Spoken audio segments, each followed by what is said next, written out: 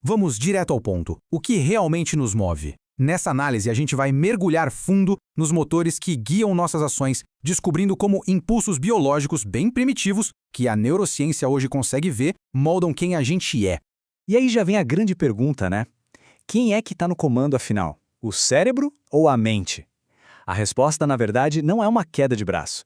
É mais como uma dança super complexa entre a nossa biologia mais profunda e a nossa psicologia. Então, a nossa jornada começa aqui.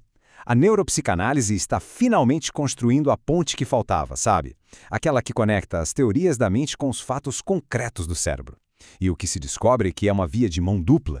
O ponto de partida é bem interessante. A arquitetura da nossa mente não é uma exclusividade nossa. Ela foi construída sobre uma fundação biológica que a gente compartilha com todos os outros mamíferos. É uma herança direta da nossa evolução. E bem no coração dessa base biológica estão as nossas pulsões. Pensa nelas como impulsos que já nascem com a gente. Impulsos puramente biológicos que vêm antes de qualquer pensamento ou razão. É a energia crua que nos coloca em movimento. Vamos definir esse termo que é chave. Pulsão não é uma ideia abstrata, psicológica. Não, é uma força biológica. Uma energia, uma excitação que nasce lá nas partes mais antigas do nosso cérebro e que simplesmente nos empurra para sentir e agir. E aqui é que está a grande virada de chave. O que por muito tempo foi só uma teoria sobre a mente, hoje é um fato biológico. A gente está falando de circuitos de neurônios que podem ser medidos lá nas partes mais primitivas do nosso cérebro. E esse sistema funciona em duas direções básicas. De um lado, o que a gente chama de pulsões de vida, que nos empurram na direção do prazer, da conexão, de criar, e do outro lado, as pulsões de morte, que nos fazem fugir da dor, do perigo, das ameaças. É o yin e o yang da nossa biologia. Dá para pensar nisso como um tipo de GPS que já vem de fábrica para nossa sobrevivência. É esse sistema básico que sinaliza: isso aqui é bom, se aproxima. Aquilo ali é ruim, se afasta. Ele guia todos os mamíferos. Sem isso, sobreviver seria praticamente impossível. Bom, agora vamos avançar um pouco e ver como essa ideia fez uma viagem incrível do consultório de um psicanalista direto para um laboratório de neurociência, se transformando de teoria em um fato concreto. A primeira pista apareceu lá no divã do Freud. Ele começou a notar que seus pacientes ficavam presos em ciclos, repetindo padrões que, de um jeito meio maluco, traziam tanto prazer quanto sofrimento. Ele sacou que devia ter alguma força invisível, essas pulsões agindo ali por baixo dos panos. E olha, por quase um século, essa foi uma ideia que moldou a psicologia. Era um mapa muito útil para entender o comportamento humano. Mas ainda era só isso, um mapa, não o território de verdade. Faltava a prova física.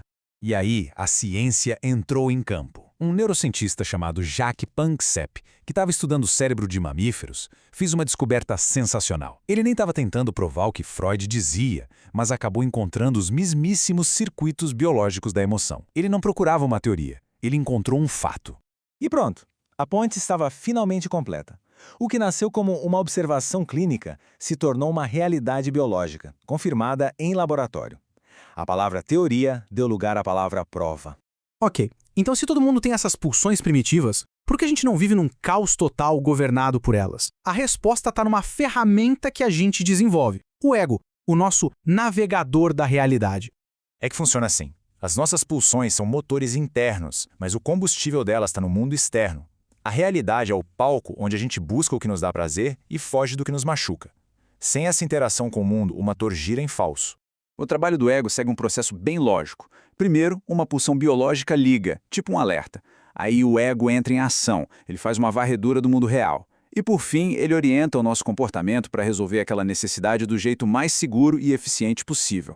Mas qual a diferença disso na prática? Um exemplo bem simples mostra o abismo que existe entre ter um impulso e conseguir agir de forma inteligente a partir dele. Essa comparação aqui é reveladora. Pensa num bebê recém-nascido. Ele tem as mesmas necessidades e pulsões biológicas que um adulto. A intensidade é a mesma. O que faz um bebê chorar de desespero por desconforto e um adulto sentir a mesma angústia vem do mesmíssimo lugar, o tronco cerebral. Então, o pulo do gato é este. A diferença fundamental não está na força dos nossos impulsos. A diferença está nas ferramentas que a gente desenvolve para lidar com eles. É o ego. esse software mental que permite que a gente navegue pela realidade e atenda às nossas necessidades de um jeito muito mais assertivo e eficaz do que uma criança. Isso tudo nos deixa com uma última pergunta para a gente pensar. Se a base da nossa consciência, esse motor que nos move, é tão primitivo, tão biológico, algo que a gente compartilha com tantos outros animais, o que no fim das contas realmente nos define e nos torna humanos?